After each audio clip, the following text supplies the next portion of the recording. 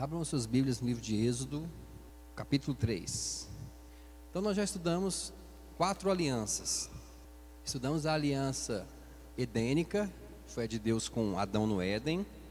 A aliança adâmica, que é a de Deus com Adão, depois que Adão pecou. A aliança com Noé e a aliança abraâmica. Hoje nós vamos estudar a aliança mosaica. O que é a aliança mosaica? É a aliança de Deus com o povo de Israel através de Moisés, certo? Não é a aliança de Deus com Moisés, é a aliança de Deus com o povo de Israel através da pessoa de Moisés. Assim como na nova aliança é a aliança de Deus com a igreja através da pessoa de Jesus. Então hoje nós vamos dar a aliança mosaica, amém? Deixa eu dar uma recapitulada para a gente poder entender. Nós falamos na última aliança, que foi a aliança de Deus com Abraão, que Deus falou para Abraão: sai da tua terra, da tua parentela, da casa de teu pai, e vai para uma terra que eu vou te mostrar. Não foi assim? E ele saiu e foi para a terra. Chegou na Canaã, morou lá, só que veio a fome, e aí Jacó foi para o Egito, onde José, o seu filho, era governador. Ele deveria ter voltado, porque Deus falou para eles que eles deveriam ir para a terra que Deus mostraria para eles. Só que por causa da fome eles foram para o Egito e não voltaram para Canaã. Como José era governador do Egito, era uma pessoa influente, poderosa lá, a família de José ficou lá. E qual foi o castigo para isso? A escravidão durante 430 anos no Egito. Então o povo se tornou escravo no Egito porque eles não guardaram a aliança de Deus com Abraão, Isaque e Jacó, que era ir para uma terra que Deus mostraria para eles. Então, como eles não guardaram a aliança, acabaram se tornando escravos no Egito. E isso durou 430 anos. Se você tivesse um irmão que fosse governador lá no Rio de Janeiro, você iria morar lá? Ou você ficaria aqui passando fome? Você ia ficar muito passando fome aqui em Goiás. Não, a gente ia embora, não é verdade? Foi isso que eles fizeram. Veio a fome, eles foram para o Egito e lá ficaram. Mas Deus levanta Moisés. Para quê? Para libertar o povo do Egito. Um povo que estava sendo escravo no Egito. E aquele povo estava clamando a Deus. Então Deus ouve as orações deles e levanta Moisés. Para quê? Para que Deus pudesse usar Moisés para libertar, tirar o povo do Egito e levá-los de volta à terra que Deus havia prometido para Abraão. Que a aliança de Deus com Abraão foi essa, de que o povo moraria na Canaã. Então aqui em Êxodo capítulo 3, versículo 2, Êxodo 3, versículo 2, fala assim: apareceu-lhe o anjo do Senhor numa chama de fogo no meio de uma sarça. Moisés olhou, e eis que a sarça ardia no fogo, e a sarça não se consumia. Então disse consigo mesmo: irei para lá e verei essa grande maravilha, porque a sarça não se queima.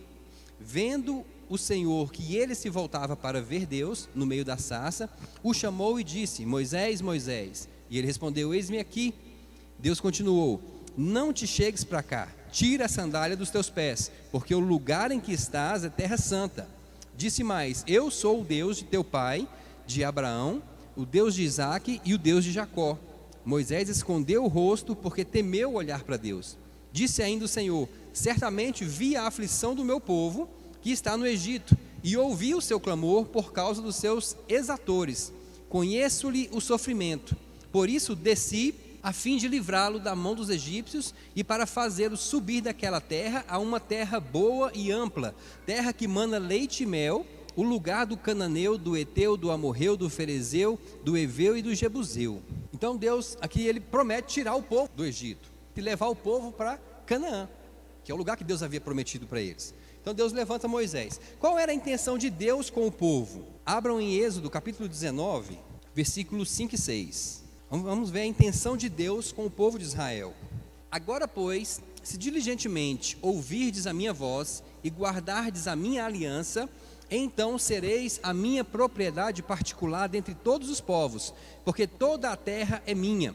Vós me sereis reino de sacerdotes e nação santa. São estas as palavras que falarás aos filhos de Israel. Então Deus manda Moisés falar para Israel o seguinte: se vocês guardarem os meus mandamentos, vocês serão para mim um reino de sacerdotes. A gente sabe que apenas se tornou sacerdote a tribo de Levi. As outras tribos não eram tribos de sacerdotes, mas apenas a de Levi. Mas a intenção de Deus era que todo Israel fosse um reino de sacerdotes. que todos eles fossem sacerdotes. Amém? E também uma nação santa.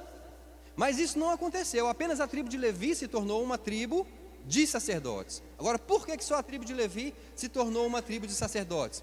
Porque só a tribo de Levi se ajuntou a Deus. Os outros que não guardaram a aliança com Deus. E Deus fala aqui no versículo 5, de Êxodo 19: agora, pois, se diligentemente ouvides a minha voz e guardares a minha aliança. Tinha uma condição para eles serem um reino de sacerdotes. Tinha uma condição para eles serem uma nação santa. Eles deveriam guardar a aliança de Deus. E também seriam propriedade particular, peculiar, dentre todos os povos. Hoje, irmãos, quem é que se tornou um reino de sacerdotes? A igreja. Jesus, ele nos constituiu reino e sacerdotes. Quem é que se tornou nação santa? A igreja. Jesus nos constituiu nação santa. Não é isso que está escrito aí em 1 Pedro capítulo 2, versículo 9? Vós sois geração eleita, sacerdócio real, nação santa, povo de propriedade exclusiva de Deus. Então tudo o que era para eles, que eles não receberam, aconteceu e veio para a igreja, acabou vindo para a igreja. Êxodo capítulo 19, versículo 7 e versículo 8, fala assim: veio Moisés, chamou os anciãos do povo, e expôs diante deles todas estas palavras, que o Senhor lhe havia ordenado. Então o povo respondeu a uma: tudo o que o Senhor falou, faremos. Aqui, irmão, o povo firma a aliança com Deus. Quando Deus fala: se vocês guardarem a minha aliança, aí aqui eles aceitam, eles falam: não, tudo que o Senhor falou, nós faremos. Aqui o povo aceitou a aliança com Deus. Deus não impôs, não foi imposta. Deus colocou a condição e o povo aceitou. Versículo 9: disse o Senhor a Moisés: eis que virei a ti numa nuvem escura, para que o povo ouça quando eu falar contigo, e para que também creiam sempre em ti, porque Moisés tinha anunciado as palavras do seu povo ao Senhor. Disse também o Senhor a Moisés: vai ao povo e purifica-o hoje e amanhã, lavem eles as suas vestes e estejam prontos para o terceiro dia, porque no terceiro dia o Senhor, à vista de todo o povo, descerá sobre o monte Sinai. Marcarás em redor limites ao povo, dizendo: guardai-vos de subir ao monte, nem toqueis no seu limite. Todo aquele que tocar no monte será morto, mas mão nenhuma tocará neste, mas será apedrejado ou flechado, quer seja animal, quer seja homem, não viverá. Então a primeira coisa que Deus falou para Moisés: eu vou falar para você e todo o povo vai ouvir a minha voz. Só que quando Deus desceu no monte Sinai, que Deus se manifestou para Moisés, a Bíblia fala que houve trovões, que o monte tremeu, e que houve um grande clangor de trombetas também, e o povo ficou com medo da presença de Deus. Um pouquinho mais para frente aqui, o povo virou para Moisés e falou assim: olha, não fale Deus conosco, fale você conosco. Então o povo rejeitou a voz de Deus, rejeitou ouvir Deus, rejeitou ter intimidade com Deus. A vontade de Deus era que eles fossem uma nação santa. A vontade de Deus é que eles fossem um reino de sacerdotes, um povo de propriedade exclusiva. Mas eles não quiseram ter intimidade com Deus. Aqui no capítulo 20, versículo 1 até o 17. Êxodo 20, do 1 a 17. Então falou Deus todas essas palavras: eu sou o Senhor teu Deus, que te tirei da terra do Egito, da casa de servidão. Não terás outros deuses diante de mim.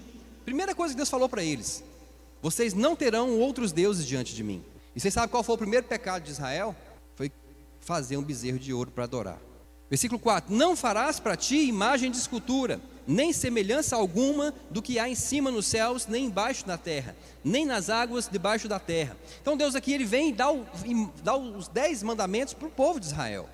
Mas aqui, se você ver aqui no capítulo 20 ainda, no versículo 20, versículo 18, diz assim: todo o povo presenciou os trovões, os relâmpagos, o clangor de trombeta e o monte fumegante. E o povo, observando, se estremeceu e ficou de longe. Disseram a Moisés: fala-nos tu e te ouviremos, porém não fale Deus conosco, para que não morramos.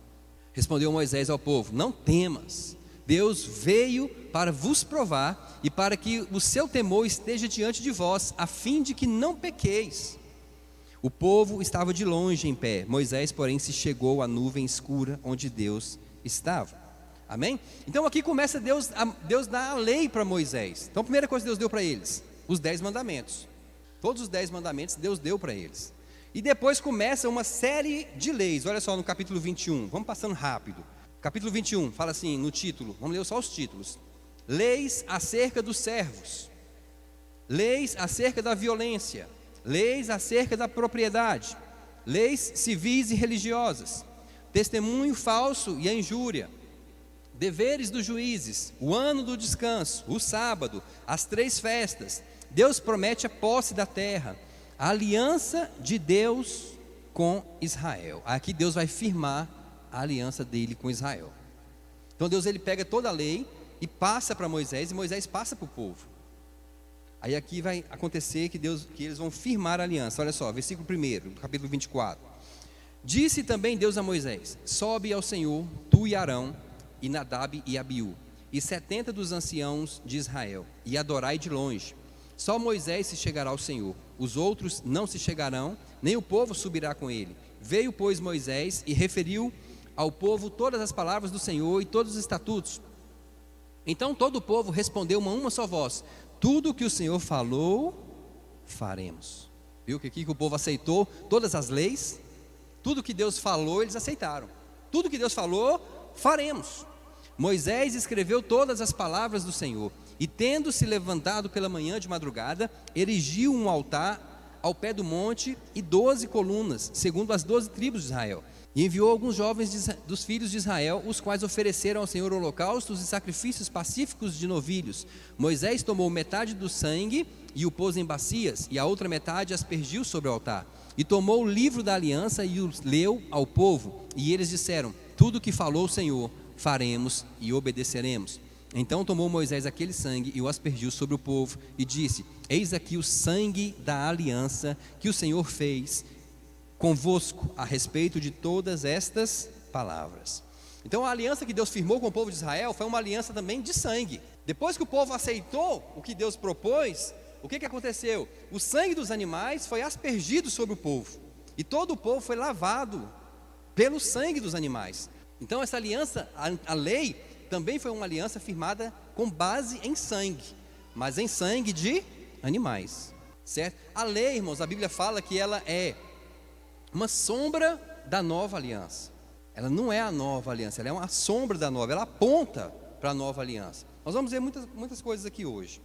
Então aqui Deus firma a aliança dele com o povo de Israel, capítulo 25 até o capítulo 31, vamos ler só os títulos também. Aqui Deus vai orientar o povo a respeito do tabernáculo, de como deveria ser feito o tabernáculo. Deus manda trazer ofertas para o tabernáculo: a arca, o propiciatório, a mesa, as cortinas do tabernáculo, a coberta de peles, as tábuas, o véu, o reposteiro, as colunas. Eu estou passando, capítulo 27. O altar do holocausto, o ato do tabernáculo, o azeite para o candelabro. Deus escolhe Arão e seus filhos para sacerdotes, as vestes sacerdotais, o sacrifício e as cerimônias da consagração, ofertas contínuas. Capítulo 30. O altar de incenso, o pagamento do resgate, a bacia de bronze, o óleo da santa unção, o incenso sagrado, os artifícios da obra do tabernáculo, o sábado santo e as 2 tábuas do testemunho. E o capítulo 32, o bezerro de ouro. Aqui no capítulo 32, a gente vê que logo após eles firmarem uma aliança com Deus, eles vão quebrar essa aliança. Vamos ler versículo 1. Mas vendo o povo que Moisés tardava em descer do monte, acercou-se de Arão e lhe disse: levanta-te, faze-nos deuses que vão adiante de nós, pois quanto a este Moisés, o homem que nos tirou do Egito, não sabemos o que lhe terá sucedido. Moisés estava no monte com Deus, há 40 dias ele estava no monte. Então disse o Senhor a Moisés: vai e desce, porque o teu povo que fizeste sair do Egito se corrompeu e depressa se desviou do caminho que lhe havia eu ordenado. Fez para si um bezerro fundido e o adorou, e lhe sacrificou, e diz: são estes, ó Israel, os teus deuses que te tiraram da terra do Egito. Disse mais o Senhor a Moisés: tenho visto esse povo, e eis que é povo de dura cerviz. Agora, pois, deixa-me para que se acenda contra eles o meu furor, e eu os consuma, e de ti farei uma grande nação. Então Deus aqui já queria consumir o povo, tão rápido, né? E Deus já queria consumir. Por que Deus queria consumir? Porque Deus falou para o povo não fazer aquilo, mas eles fizeram, e aí o juízo de Deus tinha que vir sobre eles. Amém? Porque, irmãos, quando Deus fala alguma coisa, Ele vela para cumprir. Então, se Deus falou que se acontecesse alguma coisa, fulano de tal deveria morrer, deveria morrer. Eram as leis. Lá nos Estados Unidos tem leis de pena de morte. Tem ou não tem? Aqui no Brasil não tem. Muita gente é a favor. Mas por que lá tem leis de pena de morte? Quer dizer que o governador é mau? Se alguém lá matar uma pessoa, a lei lá fala que essa pessoa deve morrer. Então, não é que o governador é mau. O governador está lutando contra algo mal, contra algo que faz o mal. E quem luta contra o mal está fazendo o quê? O bem. Quem luta contra o mal está fazendo o bem.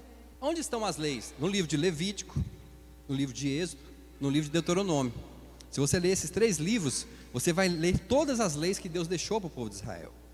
E lá era assim: se você, por exemplo, adulterasse, você deveria morrer apedrejado. O povo aceitou, o povo concordou, o povo aceitou. Mas também tinham as bênçãos, que o povo também aceitou. Agora olha só, aqui no capítulo 32 ainda, paramos no versículo 10, né? Versículo 11 agora.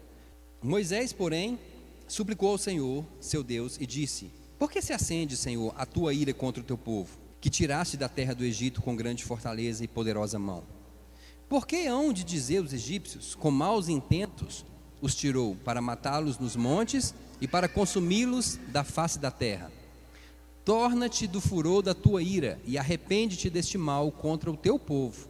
Lembra-te de Abraão, de Isaque e de Israel, teus servos, os quais por ti tens jurado, e lhes disseste: multiplicarei a vossa descendência, como as estrelas do céu, e toda esta terra de que tenho falado, dá-la-ei a vossa descendência, para que a possuam por herança eternamente. Então se arrependeu o Senhor do mal que dissera havia de fazer ao povo. Então Deus já ia executar juízo com o povo, mas Moisés intercedeu pelo povo, e Deus se arrependeu de fazer aquele mal contra o povo. Versículo 15: voltando-se Moisés do monte com as 2 tábuas do testemunho nas mãos, tábuas escritas de ambos os lados, de um e de outro lado estavam escritas. As tábuas eram obra de Deus. Também a escritura era a mesma escritura de Deus, esculpida nas tábuas. Ouvindo Josué a voz do povo que gritava, disse a Moisés: há alarido de guerra no arraial. Respondeu-lhe Moisés: não é alarido dos vencedores, nem alarido dos vencidos, mas alarido dos que cantam é que ouço. Logo que se aproximou do arraial, viu ele o bezerro e as danças. Então acendeu-se-lhe a ira, arrojou das mãos as tábuas e quebrou-as aos pés do monte.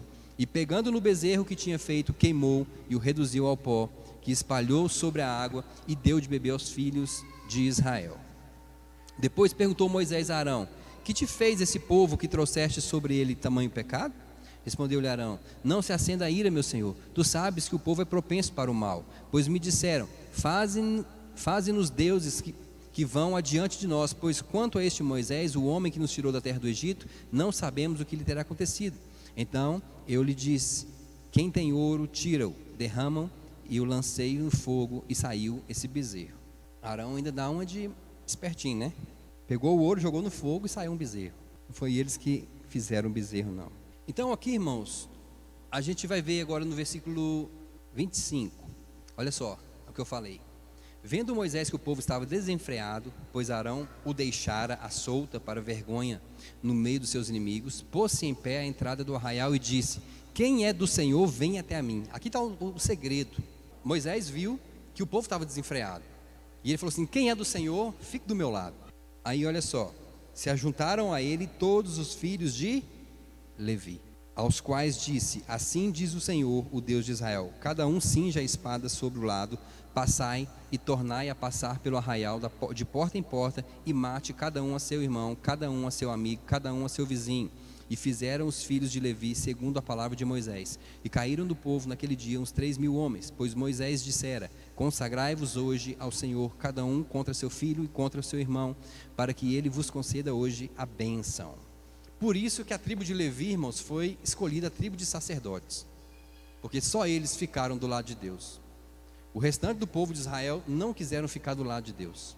Então, a intenção inicial de Deus, que era que todo o povo fosse um reino de sacerdotes, foi apenas dado para a tribo de Levi. Por isso que o ministério levítico, aqueles que serviam no templo, serviam no tabernáculo, só poderiam ser pessoas que nascessem na tribo de Levi. Quem nascesse na tribo de Judá não poderia, quem nascesse na tribo de Dan não poderia, da tribo de Naftali não poderia, de Rúben não poderia, ninguém, porque ninguém quis ficar do lado do Senhor, apenas Levi, e apenas eles receberam o que Deus tinha para eles. Glória a Deus. Bom, então foi dada a lei, Deus entregou toda a lei para o povo, e a lei, irmão, não era fácil de cumprir, a lei não tinha piedade. Se você errasse, você pagaria, seria apedrejado, seria morto, seria expulso da cidade, né? Ficaria doente, e várias outras coisas aconteceriam com quem desobedecesse a lei. Agora aqui no livro de Levítico, capítulo 26, versículo 3. Levítico 26, versículo 3. Olha as condições, irmãos, para você se tornar uma pessoa abençoada na lei. Se andares nos meus estatutos, guardares os meus mandamentos e os cumprires, então eu vos darei as vossas chuvas a seu tempo, e a terra dará a sua messe, e a árvore do campo o seu fruto, a debulha se estenderá, e aí vem as bênçãos. Mas há uma condição, a condição é: se vocês andarem nos meus estatutos, se vocês guardarem os meus mandamentos, e se vocês os cumprirem. Então o povo deveria, para ser abençoado, ele deveria cumprir os mandamentos de Deus, para poder receber as bênçãos de Deus. Na lei, você tinha que fazer para receber, você tinha que fazer para merecer. Versículo 14: mas se não me ouvirdes e não cumprirdes todos estes mandamentos, se rejeitares os meus estatutos e a vossa alma se aborrecer dos meus juízos, a ponto de não cumprir todos os meus mandamentos e violardes a minha aliança, então eu vos farei isto: porei sobre vós terror e a tísica e a febre ardente, que fazem desaparecer o lustre dos olhos e definhar a vida. Semeareis em vão a vossa semente, porque os vossos inimigos a comerão. E aí começa uma série de maldições. Só que o interessante aqui é que eles deveriam obedecer todos os mandamentos, porque na lei, irmão, se você obedecesse 99 e desobedecesse um mandamento, você era culpado de todos. Por isso que na lei que Deus está falando, vocês têm que cumprir todos. Se vocês cumprirem todos, vocês serão abençoados. Se vocês não cumprirem todos, vocês serão amaldiçoados. Olha a dificuldade que era para alguém ser justo naquela época. Só seria justo quem cumprisse todos. Por isso que a Bíblia fala que não há um justo, nenhum sequer, porque ninguém conseguiu cumprir todos os mandamentos. Vamos ler de novo, no capítulo 26, versículo 14. Mas, se me não ouvirdes e não cumprirdes todos estes mandamentos, se rejeitardes os meus estatutos e a vossa alma se aborrecer dos meus juízos, a ponto de não cumprir todos os meus mandamentos e violardes a minha aliança, então, aí vem as maldições. Era fácil ou não era? Tinha que cumprir todos. O livro de Êxodo, o livro de Levítico, o livro de Deuteronômio. Por isso é que os judeus, eles leem os 5 primeiros livros da Bíblia, o Pentateuco, que é onde estão as leis que eles seguem. Então, por mais que eles se esforcem para cumprir, eles nunca conseguiram. Ninguém nunca conseguiu ser justo através da lei. Só teve um que foi justo através da lei. Só teve um que conseguiu cumprir a lei. E Jesus falou: eu não vim revogar a lei, mas eu vim cumpri-la. Só Jesus cumpriu a lei, irmão, toda. Não teve outro. Por isso é que ele se tornou justo e justificador daqueles que creem nele. Através de Jesus, muitos foram justificados. Muitos se tornaram justos, mas antes de Jesus eles não conseguiam, ninguém conseguia, porque ninguém conseguia cumprir todos, e tinha que ser todos, irmãos, não podia ser 99,99%, se errasse um dos mandamentos, ele era culpado de todos, não era fácil. Se Jesus não tivesse vindo, nós também não conseguiríamos, ninguém. Hoje a gente erra, não erra, não erra, todo mundo aqui peca, todo mundo aqui erra, mas graças a Deus por Jesus Cristo. Nós vamos falar agora a respeito disso. Glória a Deus. Abram em Mateus 5. Vamos ver o que é que Jesus fala da lei. Mateus 5,17. A gente sabe que Jesus ele viveu na lei. Jesus não viveu na graça. A graça ela só veio ser disponibilizada com a morte de Jesus. Que a Bíblia fala que enquanto o testador está vivo, as pessoas não podem desfrutar da herança, do testamento. Mas com a morte do testador, então se iniciou o Novo Testamento. Então o Novo Testamento ele não começa em Mateus, ele não começa em Marcos, Lucas ou João, ele começa em Atos, ele começa na morte de Cristo. Quando o testador morreu, começou-se o Novo Testamento, que é Jesus. Amém? Nós vamos ver isso também daqui a pouco. Mateus 5,17. Jesus fala assim: não penseis que vim destruir a lei ou os profetas. Eu não vim para anular, mas para cumprir. Com toda certeza vos afirmo que, até que os céus e a terra passem, nenhum i ou o mínimo traço se omitirá da lei, até que tudo se cumpra. Isso aqui é muito interessante. Deixa eu pegar na minha Bíblia aqui a tradução da minha Bíblia, que essa tradução do tablet aqui é um pouco diferente. Mateus 5, 17 e 18. Diz assim: não penseis que vim revogar a lei ou os profetas. Não vim para revogar, vim para cumprir. Porque em verdade vos digo, até que o céu e a terra passem, nenhum i ou um tio jamais passará da lei, até que tudo se cumpra. Então ele está falando o seguinte: olha, mesmo que o céu e a terra passe, a lei vai ter que ser cumprida. Não tem como dar um jeitinho na lei. Não tem como você tirar nem um i, nem um tio. Tem que cumprir a lei. É o que Jesus está falando. Não adianta jeitinho para cumprir, tem que ser toda. Então ele está falando, mesmo que o céu e a terra passem, a lei tem que ser cumprida. E ela foi cumprida?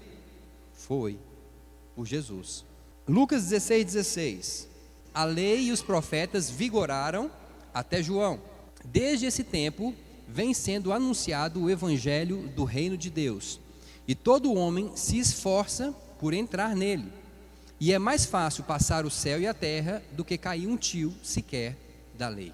Então o que Jesus está falando é o seguinte: olha, até João foi profetizado, foi pregado, vigorou a lei e vigorou os profetas. Mas a partir de João, o evangelho está sendo anunciado. Por quê? João ele veio para abrir o caminho para Jesus. E Jesus veio para pregar o evangelho. Então Jesus, mesmo vivendo na lei, ele pregou o evangelho. E ele fala que todo homem se esforça para entrar no reino dos céus. Por que todo homem tinha que fazer um esforço para entrar no reino dos céus? Porque ele tinha que dominar a si mesmo para cumprir a lei, para poder entrar no reino dos céus. Não tinha outro jeito de entrar no reino dos céus que não fosse pelo esforço próprio. Por isso que a Bíblia fala que o reino dos céus é tomado por esforço. Quer ver? Olha lá para vocês verem. Mateus 11:12. Aqui Jesus está explicando bem detalhadamente. Desde os dias de João Batista até agora, o reino dos céus é tomado por esforço, e os que se esforçam se apoderam dele. Olha só o que Jesus está falando. Desde João até agora, até aquele dia, o reino de Deus ele era tomado por esforço. E quem se esforçasse, se apoderava do reino. Porque tinha que ter esforço. Versículo 13. Porque todos os profetas e a lei profetizaram até João. E se o quereis reconhecer, ele mesmo é Elias, que estava para vir. Quem tem ouvidos para ouvir, ouça. Mas a quem hei de comparar esta geração? É semelhante a meninos, que sentados nas praças, gritam aos companheiros: nós vos tocamos flauta e não dançastes, entoamos lamentações e não pranteastes. Pois veio João, que não comia nem bebia, e dizem, tem demônio. Veio o filho do homem, que come e bebe, e dizem, eis aí um glutão e bebedor de vinho, amigo de publicanos e pecadores. Mas a sabedoria é justificada por suas obras. Passou então Jesus a increpar ou denunciar as cidades nas quais ele operava numerosos milagres, pelo fato de que não terem se arrependido. Ai de ti, Corazim, e ai de ti, Betsaida, porque se em Tiro e em Sidom se tivesse operado os milagres que em vós fizeram, há muito que eles se teriam arrependido com pano de saco e cinza. O que Jesus está falando aqui é o seguinte, irmãos, que João veio para pregar o arrependimento. Quando você se arrepende, você tem que se esforçar para você continuar uma vida de santidade, uma vida de arrependimento.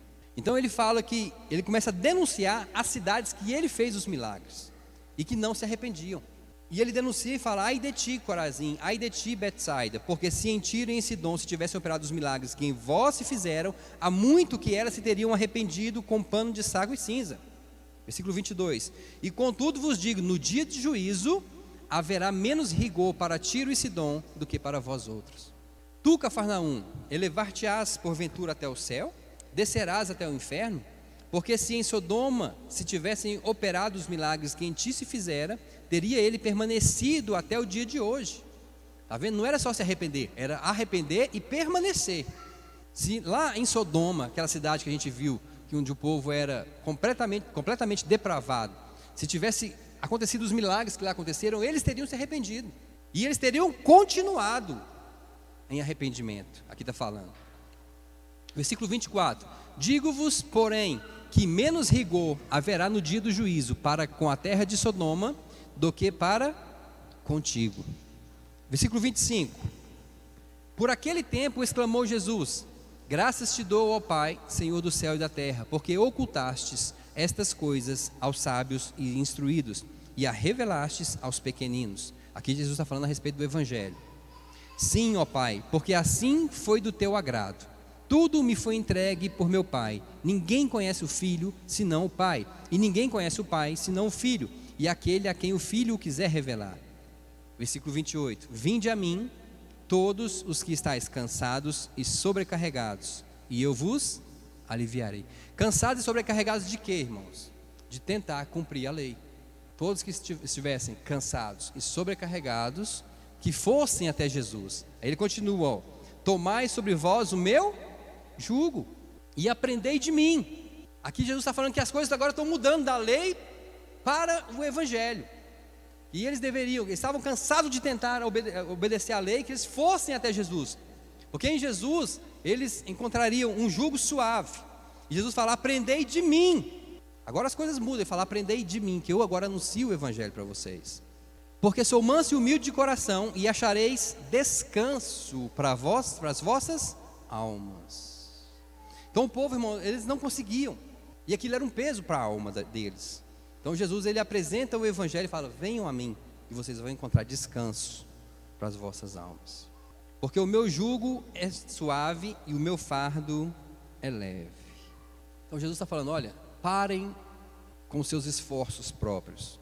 Parem com suas sobrecargas. Parem com seus pesos. Parem e venham e encontrem descanso em mim. Agora, irmãos, na graça não é por esforço. Na graça é entrar pela fé no descanso, no trabalho de Cristo. Abram em João 4 para vocês verem. João 4, 34. João 4, versículo 34. Disse Jesus: a minha comida consiste em fazer a vontade daquele que me enviou e realizar a sua obra. Não dizeis vós que ainda há 4 meses até a ceifa? Eu, porém, vos digo: erguei os olhos e vede os campos, pois já branquejam para a ceifa. Aqui Jesus está falando a respeito de salvação, irmãos. O povo, os discípulos estavam falando: não, ainda faltam 4 meses para a colheita. Só que Jesus estava falando, não estava falando de colheita, Jesus estava falando de salvação. Jesus falando: olha, erga os olhos e vede que os campos já estão brancos para a colheita. Ou seja, as pessoas já estão prontas para serem salvas.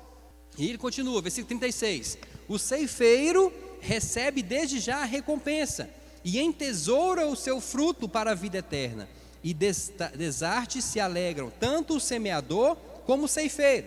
Ceifeiro é quem planta, semeador quem semeia, quem colhe. Pois, no caso, é verdadeiro ditado: um é o semeador e outro é o ceifeiro. Aí ele explica quem somos nós. Eu vos enviei para ceifar o que não semeaste. Quem foi que fez o trabalho? Cristo.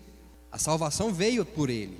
Então ele fala: vocês vão ceifar, vocês vão colher as almas, mas quem fez o trabalho fui eu. E ele continua no finalzinho, versículo 38, né? Eu vos enviei para ceifar o que não semeastes, outros trabalharam e vós entrastes no seu trabalho.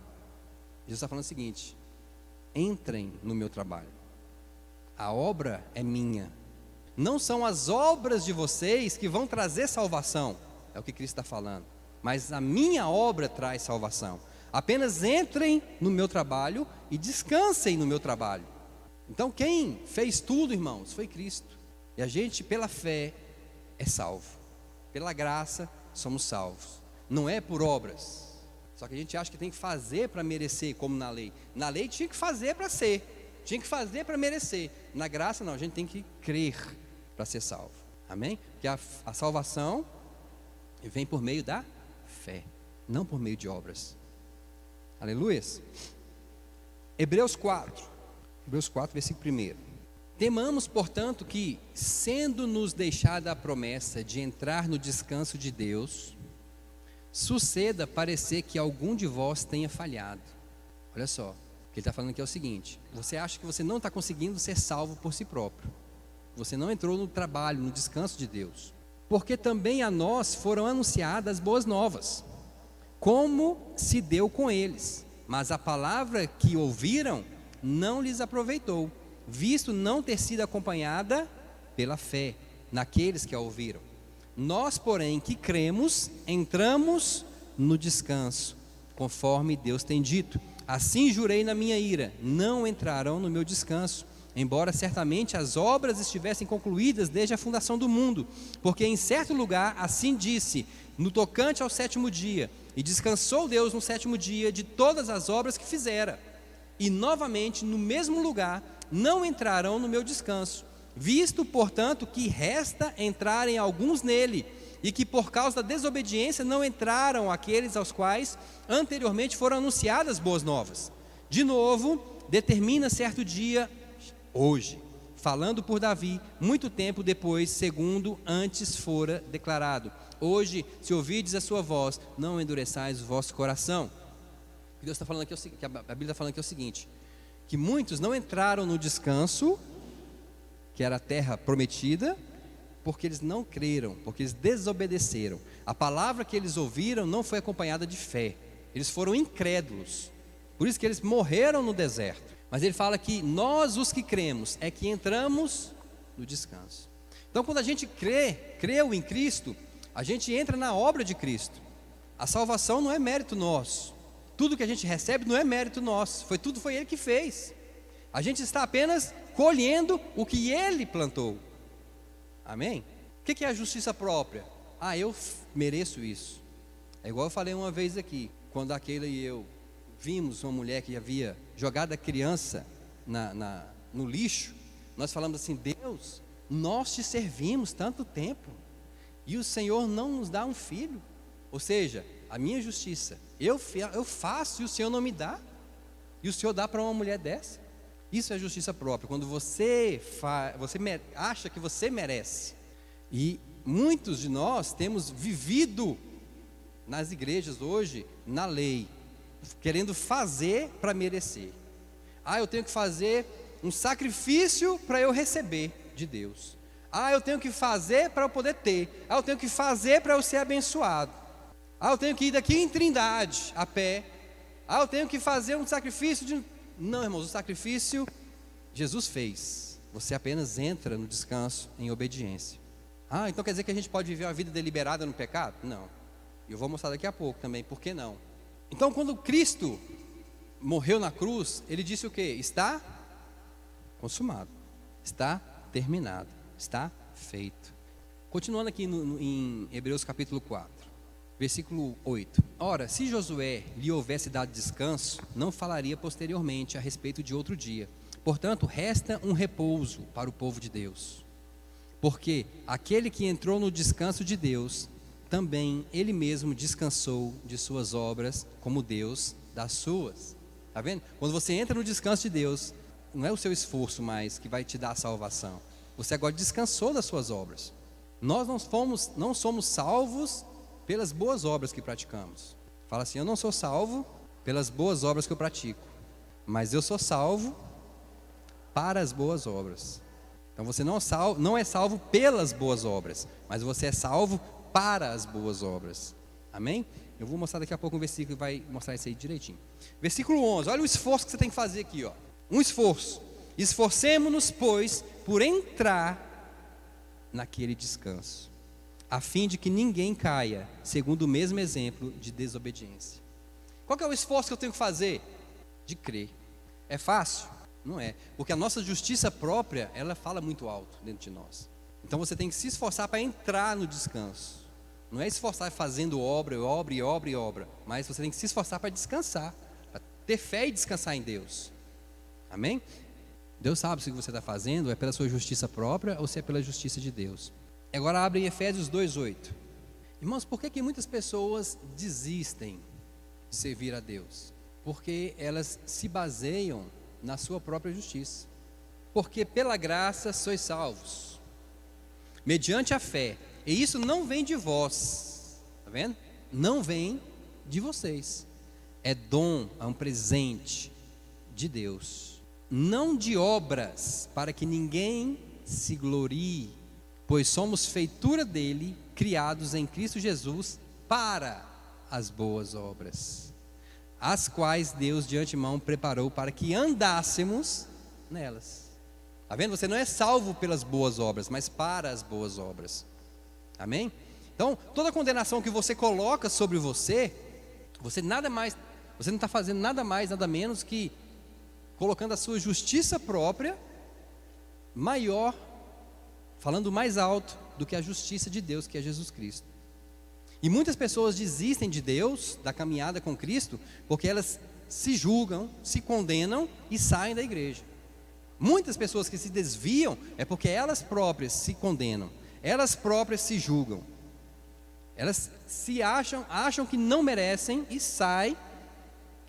Elas não reconhecem o sacrifício de Cristo, mas elas reconhecem apenas os seus próprios erros. Eu não dou conta de servir a Deus, porque essa pessoa ela não entrou no descanso de Deus. Ela está fazendo tudo baseada nela própria, no esforço próprio dela. Eu não consigo, eu não dou conta, e sai. Muitas pessoas se desviam por causa disso. Quando achamos, irmãos, que temos que fazer para merecer o quê? A salvação, merecer as bênçãos, merecer uma condição, estamos vivendo de acordo com a lei. Quando eu acho que eu tenho que fazer para ser abençoado, para ser salvo, eu estou vivendo de acordo com a lei. Amém?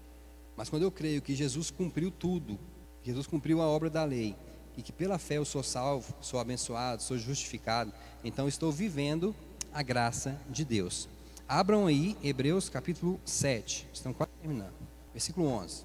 Se portanto a perfeição houvera sido mediante o sacerdócio levítico, olha só, Hebreus 7:11. Se, portanto, a perfeição houvera sido mediante o sacerdócio levítico, pois nele baseado o povo recebeu a lei, que necessidade haveria ainda de que se levantasse outro sacerdote, segundo a ordem de Melquisedeque, e que não fosse contado segundo a ordem de Arão? Veja bem, o que a Bíblia está falando aqui é que é o seguinte, que a lei ela não é perfeita. Olha só, se a perfeição houvera sido mediante o sacerdócio levítico, aí ele explica, pois nele está baseado e o povo recebeu a lei. Que necessidade haveria ainda de que se levantasse um outro sacerdote segundo a ordem de Melquisedeque? Quem foi esse sacerdote aqui que se levantou segundo a ordem de Melquisedeque? Cristo. Cristo se levantou porque a lei não era perfeita. Aí ele continua. E que não fosse contado segundo a ordem de Arão. Arão era do sacerdócio levítico, era da tribo de Levi.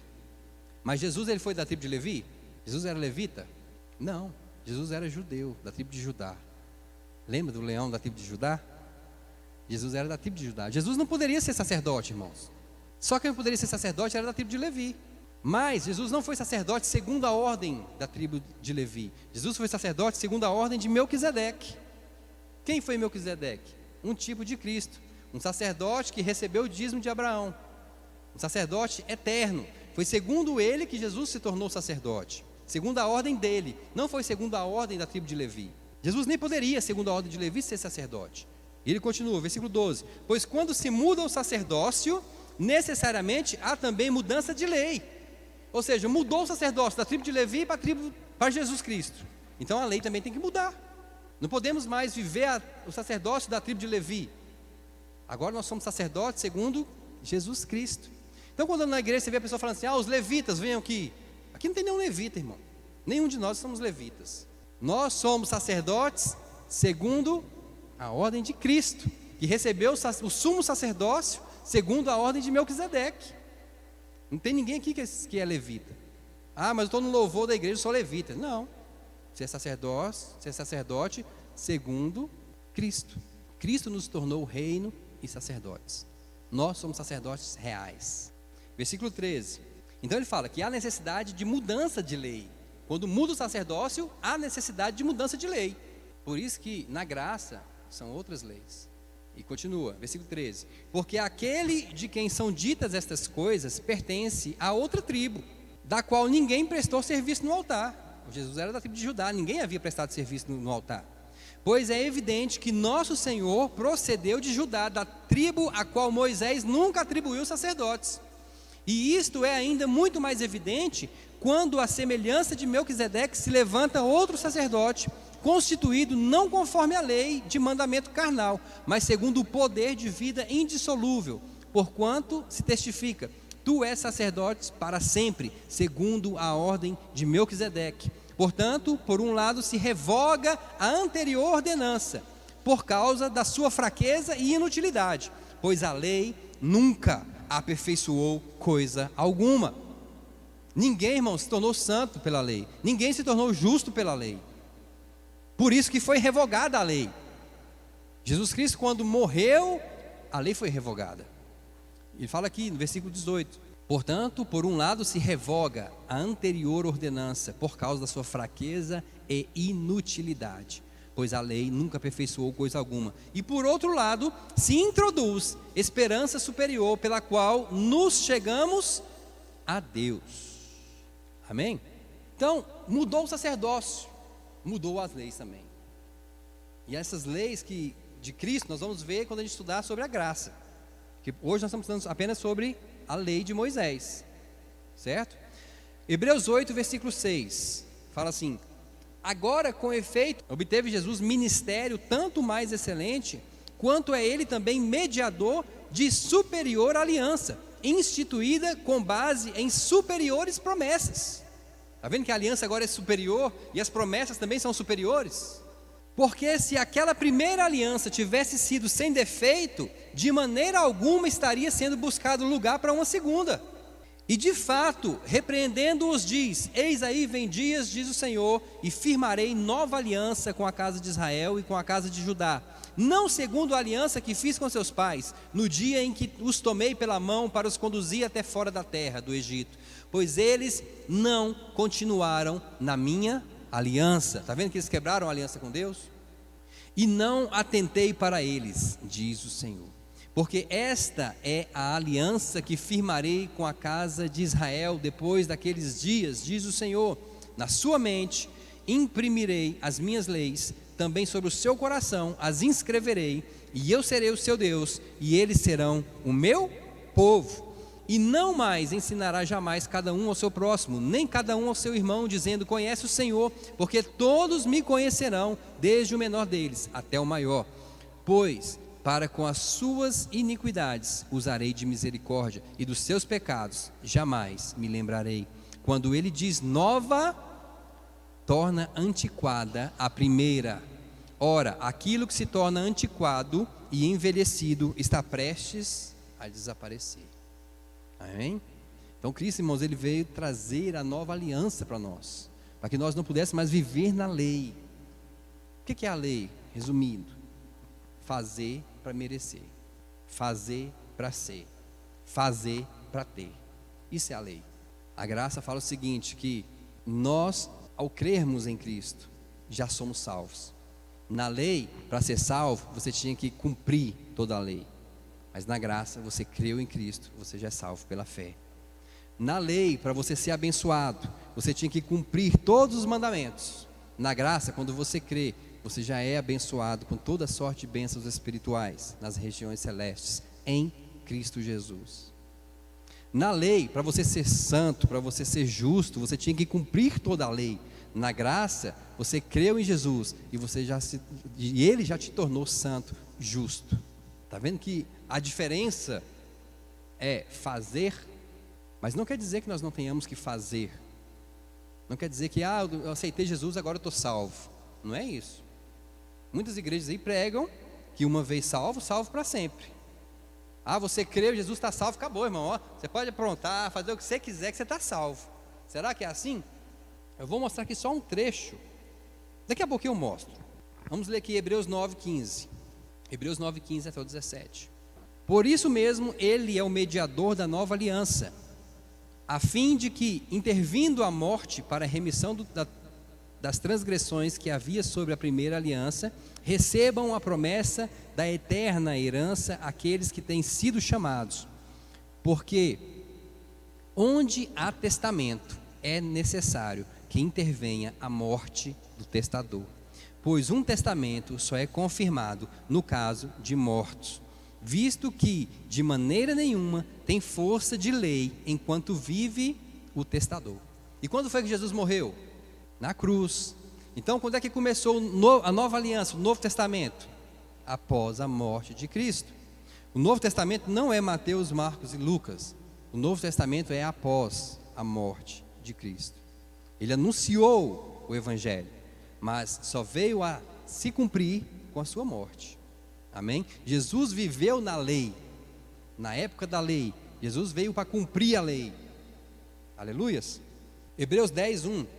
Ora, visto que a lei tem sombra dos bens vindouros, não a imagem real das coisas, nunca jamais pode tornar perfeitos os ofertantes, com os mesmos sacrifícios que ano após ano perpetuamente eles oferecem. De outra sorte não teriam cessado de ser oferecidos, porquanto os que prestam culto têm sido purificados uma vez por todas, não mais teriam consciência do pecado? Entretanto, nesses casos, nesses sacrifícios, faz-se recordação de pecado todos os anos, porque é impossível que o sangue de touros e de bodes remova pecados. Por isso, ao entrar no mundo, diz: sacrifício e oferta não quiseste, antes um corpo me formaste. Não te deleitastes com holocaustos e ofertas pelo pecado. Então eu disse: eis aqui estou, no rolo do livro está escrito a meu respeito, para fazer, ó Deus, a tua vontade. Depois de dizer como acima: sacrifícios e ofertas não quisestes, nem holocaustos e oblações pelo pecado, nem com isso te deleitastes, coisas que se oferecem segundo a lei. Então acrescentou: eis aqui estou para fazer, ó Deus, a tua vontade. Remove o primeiro. Ele está falando para remover o quê? A lei. Para estabelecer o segundo, a graça. Nessa vontade é que temos sido santificados, mediante a oferta do corpo de Cristo, uma vez por todas. Ora, todo sacerdote se apresenta dia após dia a exercer o sacrifício sagrado e a oferecer muitas vezes os mesmos sacrifícios, que nunca jamais podem remover pecados. Jesus, porém, tendo oferecido para sempre um único sacrifício pelos pecados, assentou-se à destra de Deus, aguardando daí em diante, até que os seus inimigos sejam postos por estrados dos seus pés. Porque com uma única oferta, aperfeiçoou para sempre quantos estão sendo santificados. Amém? Você foi aperfeiçoado no sacrifício de Jesus. Aquele negócio de rezar 10 Ave Maria, 30 Pai Nosso, para você ser perdoado, não existe na Bíblia, irmão. Não existe. Versículo 15. E disso nos dá testemunho também o Espírito Santo, porquanto após ter dito: esta é a aliança que firmarei com eles, depois daqueles dias, diz o Senhor. Porei no seu coração as minhas leis, e sobre a sua mente as inscreverei. E acrescenta: também, de nenhum modo, me lembrarei dos seus pecados e das suas iniquidades, para sempre. Ora, onde há remissão destes, já não há oferta pelo pecado. Amém? Não precisa mais sacrifício pelo seu pecado. Você não precisa se culpar mais, porque o sangue de Cristo foi derramado sobre você. O que você precisa fazer então? Se arrepender, porque Deus vê o quê? O coração. Aleluia. Então a graça, irmãos, ela nos torna perfeitos em Cristo. E para encerrar, capítulo 10 ainda, versículo 26. Vamos ver quando alguém pode perder a salvação estando na graça. Hebreus 10, 26. O título da minha Bíblia aqui fala assim: o castigo do pecado voluntário. O que é isso? Quando eu peco deliberadamente. Vamos supor, eu estou em prostituição, eu estou em adultério, eu continuo em adultério, eu continuo na prostituição. O pecado voluntário que está falando aqui.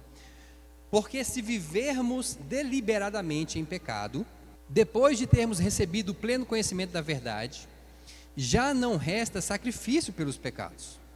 Pelo contrário, certa expectação horrível de juízo e fogo vingador prestes a consumir os adversários. Então, se você está vivendo uma vida deliberada no pecado, não tem sacrifício que cubra o seu pecado mais. Se você está vivendo deliberadamente, amém? Se eu estou roubando, não paro de roubar. Estou vivendo deliberadamente no pecado. Não adianta sacrifício nenhum, irmão. Nenhum sacrifício que eu fizer vai me tornar justo. Mas o que vai restar para mim? Aqui fala, uma horrível expectativa de juízo e fogo. Versículo 28. Sem misericórdia morre pelo depoimento de 2 ou 3 testemunhas quem tiver rejeitado a lei de Moisés. Viu? Na lei de Moisés morria. Morria ou não morria? Morria. E ele fala, de quanto mais severo castigo julgais vós, será considerado digno aquele que calcou aos pés o Filho de Deus e profanou o sangue da aliança com o qual foi santificado e ultrajou o Espírito da graça? Ora, nós conhecemos aquele que disse, a mim pertence a vingança, eu retribuirei. E outra vez, o Senhor julgará o seu povo. Horrível coisa é cair nas mãos do Deus vivo. Então, irmãos, quem está vivendo, está na igreja, mas está vivendo deliberadamente no pecado, vai prestar conta para Deus no dia do juízo e vai ser lançado no inferno. Por isso é que a gente precisa ter uma vida de arrependimento. Paulo falou assim, né? Porque eu estou na graça, eu posso pecar deliberadamente? De modo nenhum. Porque quem peca deliberadamente, ele fala que está profanando o sangue da aliança e está também ultrajando o Espírito da graça. Olha só, se você está nessa condição, você está ultrajando o Espírito da graça e profanando o sangue de Cristo. Pastor, como é que a gente mantém as nossas vidas então na graça?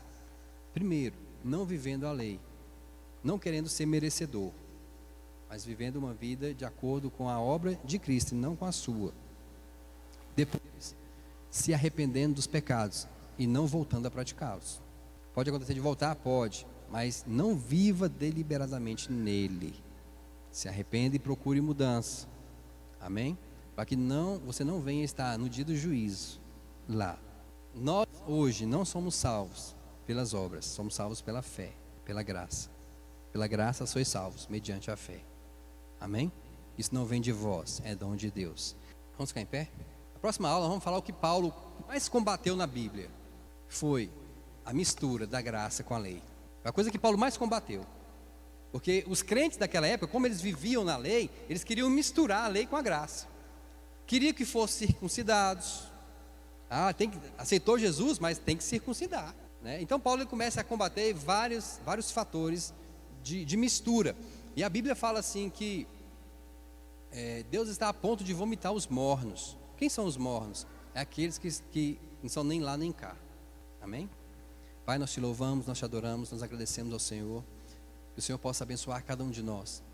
Que possamos, ó Deus, entrar no descanso do teu Filho Jesus. E que possamos viver para as boas obras. Pai, em nome do teu Filho Jesus, que cada um de nós aqui possa ter o entendimento aberto. Possamos, ó Deus, entender a realidade da tua palavra. Possamos entender, Deus, sobre lei, sobre graça. E que não possamos, Deus, viver debaixo da lei.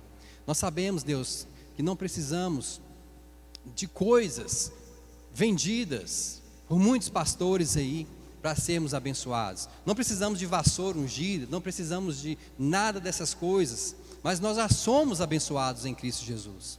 Pai, em nome de Jesus, que toda mentira, que todo engano que tenha, Pai, acontecido dentro das igrejas, que possa cair por terra.